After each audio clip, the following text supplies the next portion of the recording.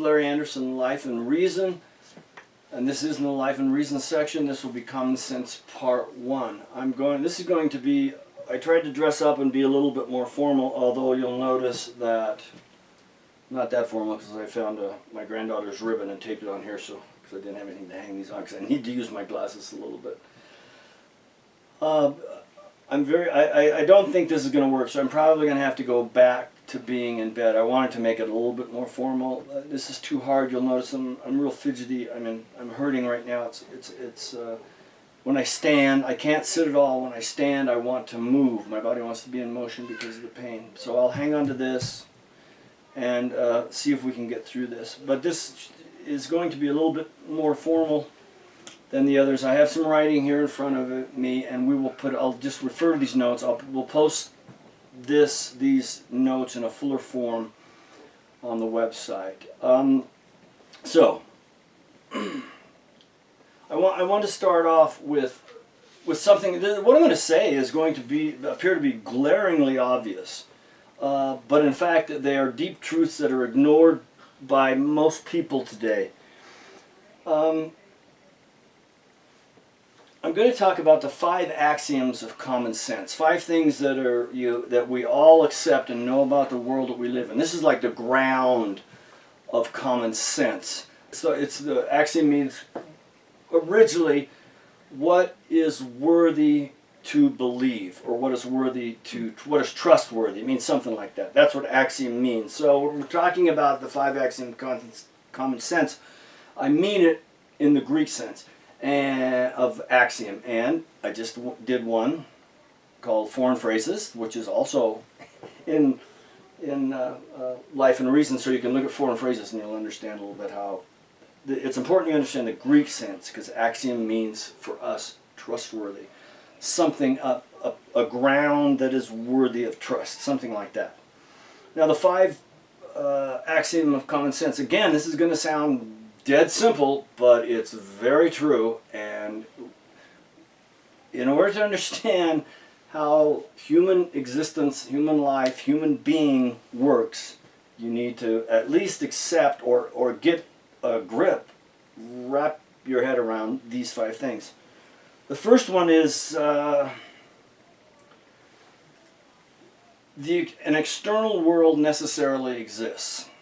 And by necessarily, I mean it's not contingent. It could not have been otherwise that there is an external world. My existence in this world, the camera's existence in this world, the podium's existence is a contingent. It could have been otherwise. But the existence of the eternal world is not contingent. It is a ground fact. And philosophers actually argue over whether or not there's an external world. And you can't even make the argument, because it's insane to push the question, is there anything external to me? First of all, it's so silly to ask that question that I'm not even going to try to do it. In the more complex books behind this, I address things like this, like questions like this, but really, take my word for it, or just think about it for a second. Who would... If you ask, and you sincerely ask, does an external world exist? If you sincerely ask another person that question, you can't ask the question sincerely of another person because they're out there in that external world.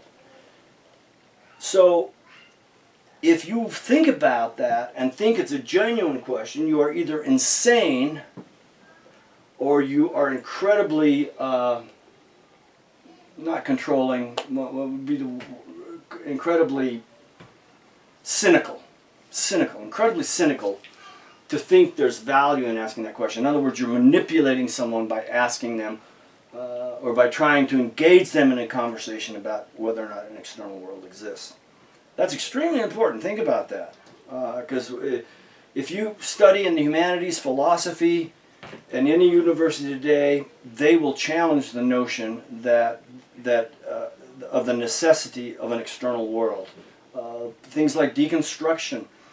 There are philosophies out there that actually sort of rely on the ephemeralness of an external world. But that's just silly. So an external world exists. Axiom number 1, things we can trust.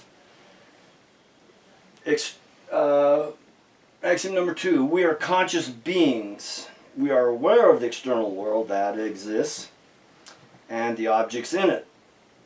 We are not inhabitants of a world of impressions or hallucinations. We live as conscious agents in a world of objects. Now, our existence in that world, as I said, might be contingent, and the objects in that world might be contingent. But the existing world is not, and so the state that we're in has a reality in an external world which is greater than contingency. So when people argue that it's possible that the world, anytime someone uses the word possible, a warning light should go out. That should be reserved for the Loch Ness Monster. It's possible that the Loch Ness Monster exists. Because what is probable and what is actual is probability of almost certainty, and what is actual is that we are conscious agents aware of an external world and the objects in it. Third axiom. We are aware that we are conscious. That is, we are self-conscious beings. So we not only know that there are objects in this external world, we know our knowing of them, or we are aware. We are conscious of our consciousness. Now, self-consciousness is a really strange thing, and we'll get into this in depth later. But self-consciousness, if you'll notice, you try to find yourself right now. I've actually scared people who are not very self-reflective by asking them this question. Look inside yourself and find yourself. It's like a snake chasing its tail. You'll find that the thing you're looking for is the thing that is looking. Nevertheless, there is a looking inside of you, and that looking is self-conscious, self-awareness. Now, interestingly, I will demonstrate later, or show you in detail how that self-consciousness, self-awareness depends upon the existence of other conscious human agents, other human beings. Number 4, axiom 4. Axiom remembers things that are thought worthy or fitting, appropriate to be believed. We are conscious of a special set of objects in the world. Oh, this just follows. Other human beings. We are aware that our other fellow human beings are also conscious and self-conscious. Now, Bertrand Russell, philosophers like Bertrand Russell, actually at Harvard when I was there in the philosophy department, they would ask the silliest questions about solipsism. How do I know? They don't even phrase it right. Bertrand Russell would always say, "How do we know that we alone exist?" Which is just wrong. If you're solipsism, there's no way even to put this clearly. If solipsism is the case for me, then I alone exist. You don't exist, nothing else, just I exist. There's no we in solipsism. So you can see the philosophers who put a we in there are cheating. They're actually cheating with the question, because they're not honest enough to even stand there in front of someone and go, today I'm going to consider that nothing exists except me. So what's the next thing he's supposed to say? Nothing. There's nothing to say to that. He's mad, or he's being controlling somehow, the person that presents that question. There's a philosopher, David Stove, and we should probably list his name here. David Stove wrote a little article called The Ishmael Effect. David Stove was a funny, brilliant man, and he's the one philosopher who's actually interesting and fun to read. There's an article called The Ishmael Effect, and I'll put it somewhere. We'll put up a link or a reference to where you can find that. But he said, and he was the one that made a very clear argument about that there's something psychologically wrong with philosophers who continue, and human beings, not only philosophers, but normal people who are not professional philosophers, who buy into those kind of questions, who think it's intelligent at a dinner conversation to ask questions about the existence of an external world, or am I holding up my hand, or just anything that's silly. Stove was very good at that. And finally, the last axiom is that these other human beings, which are also self-conscious, and we know that, we'll explain later, these other human beings live in exactly the same world that we do. We're not an hallucination, and and even if we are, like in the Matrix, bubbles or someplace, it doesn't matter. I think it can be shown that that can't be the case. But even if it is the case, we all share the same dream. We all live the same dream, even if it is a dream that is placed in us by Martians. But that actually is another. It's another empty philosophical path. But you go to the movie The Matrix, and then you go out to dinner and you talk about it. So, and that is an instance of actually getting to the next point of how far away we've gotten from common sense in our culture when we actually take serious a premise like the show's The Matrix. I didn't look this up, but and modern and postmodern thinking are relativistic. They don't want there to be anything necessary. They want all values to be relative, and even our perception of values. So even facts are relative to the observer, and that is not true. We all live in the same necessary world, external world whose existence is necessary. Now let me so think about the Matrix, think how silly that premise is, and think about, if you watch the movie, you probably had a discussion afterwards about what that would be like. And we have tended, especially in university, especially higher education, tends to actually push those kind of questions, push those kinds of scenarios, which is just absurd. As a matter of fact, logic, the most important logic now, is called modal logic, which is the logic of possibility, not probability. So it's based on possible worlds, and whether or not something can be real in this world, based on whether or not it's possible in another world. In other words, modern philosophy, most of it teaches that possibility is prior to actuality, and that is not the case. Possibility is a branch of actuality. You have to be actual. You have to be actual to see or understand or even probe the notion of possibility. Possible beings do not probe or take blue pills. Now, I want to just share one other example. I'm going to stop here. I don't want to run on about this. Okay. Now, I want to point out that common sense, what I'll be telling you, is not a theory. I'm not going to present any kind of theory about common sense. I just pointed out 5 very obvious things about common sense. We'll list those on the website. You need to think about those as we go on. And think about if you're not thinking of why you're not thinking about those things, why you may not have those axioms as a ground of your reality. Because if you do not, there's something wrong. You're living in a world that's just disjointed, because the 5 points that I just made are worthy of being believed by every rational human being. They are the ground. They are the ground of common sense. They're worthy of being believed. Now, let me give you one example. Okay, so I talked about the Matrix a little bit. Now let me give you another example, because we talk a lot about quantum physics. And quantum physics, there are some sort of strange paradoxes that, when you think about them, aren't really that paradoxical. But like Schrodinger's cat, whether you open the box and whether it's dead or alive, and it's 2 states and all that stuff.